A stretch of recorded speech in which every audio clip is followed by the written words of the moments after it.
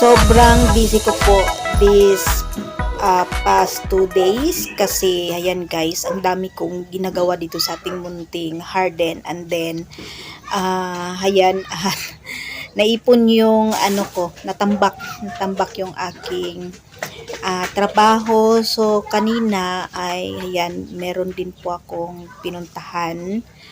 Ayan, heto guys, ang dami kong inapurot na mga halaman.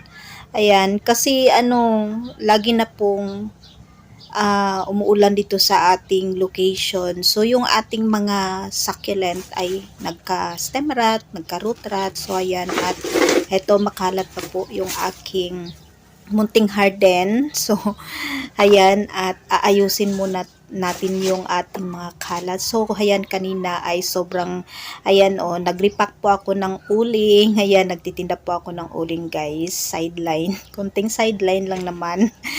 So, ayan, at ayan, gawing nating busy yung ating araw para meron naman po tayong kahit konting ginagawa po sa ating sa ating buhay para hindi po tayo laging nakatunganga lang. So ito guys, ipakita ko po sa inyo yung ating napakagandang to siya, Portulaca gilisi. So ayan, at merong lumabas, nagbabalik sa ating munting garden. So paparamihin ko po yung ating gilisi kasi ang ganda niya guys, sobrang ganda niyan lalo na pag stress. So ayan, daming bakanting pot. So ayan, hindi ko alam kung anong gagawin ko sa mga pot. So i-air dry ko muna to kasi pwede pa natin siyang i-recycle yung soil. So ito guys, at ayan, kanina pinaliguan ko ng sabon yung ating mga halaman kasi sila nagkasakit. Ito yung mga halaman ko na merong sakit, nagka-stem rot, nagka-root rot. So ayan, ang ginagawa ko lang guys, ina-uproot ko sila, and then binababad ko sila sa yung lang, detergent powder. Lang natin siya, ipabubbles, then ayan, natin, binababad ko lang po sila. So ito yung aking to siya, yung cactus na bigay sa akin ni Sarah, yung yan, nakalimutan ko, LB. So ayan, na siya, merong skill. So ayan, pinaliguan ko ng bubbles ng ng detergent powder. So ito din yung ating Alba Beauty. Ayan sila guys. Sa naman po, kanina kasi ang daming parang uod dun sa kanilang root. So ayan, at buti na lang namatay, natanggal ko yung mga uod kasi yan po yung sumisira sa mga stem ng ating halaman. So ito, nasira yung ating Hercules. So ayan guys, na siya, na sunburn kasi nung nakaraang araw ang lakas po ng ulan dito sa amin, and then siguro naipon yung water sa kaniyang rosette, and then pagka hapon ay sobrang init. So ayan, na sunburn po yung ating halaman, and then yung ating Murasaki, ayan, cuttings ko to na Murasaki, okay naman po siya guys.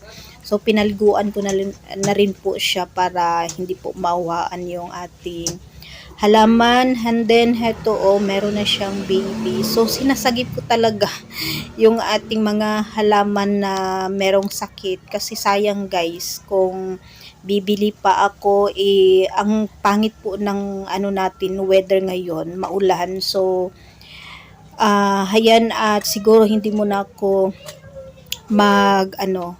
magbili ng mga succulent kasi maulan kasi, lapitin po sa fungus yung mga succulent pag maulan, and then skills. So ito guys, yung aking rin na skills po din siya. So ayan, at okay naman po, at natanggal po yung mga skills, namatay na po siya. So heto guys, ipapakita ko lang po sa inyo yung aking Nabili sa, ano to siya, sa Novo. Ayan.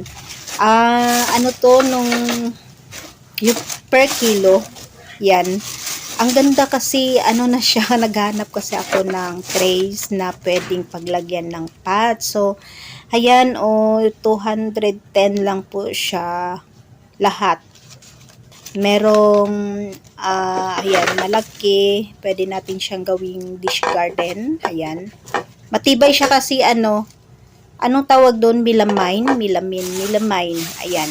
Maganda siya, makapal siya na plaster. So, ayan, ito guys yung nakita ko. Ang cute kasi, ayan may mga may print yung kanyang gilid. Ayan, ang gaganda. So, to siya, per kilo, 110 per kilo yung price ng ating pots with, na po yan, with, yung kaniyang, tray. So, yan, gusto ko yung tray kasi pwede natin siyang i-double pot lang. Ayan guys, ang print na yan. Iba-ibang siya, iba-ibang print. So, ayan, nagustuhan ko siya kasi ang ganda. Tataniman ko po ito ng mga halaman natin kasi meron pa po tayong paparating na cactus. So, ayan guys, napakaganda po ng tray. Nakapal po yung plasticware. Ayan guys, sobrang ganda. Heto yung hinahanap ko na tray, mura lang siya. Kasama na siya sa per kilo.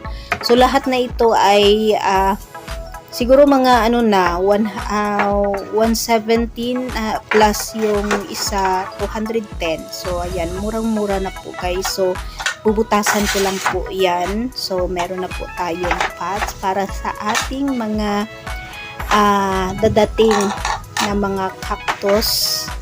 Abangan nyo yan guys.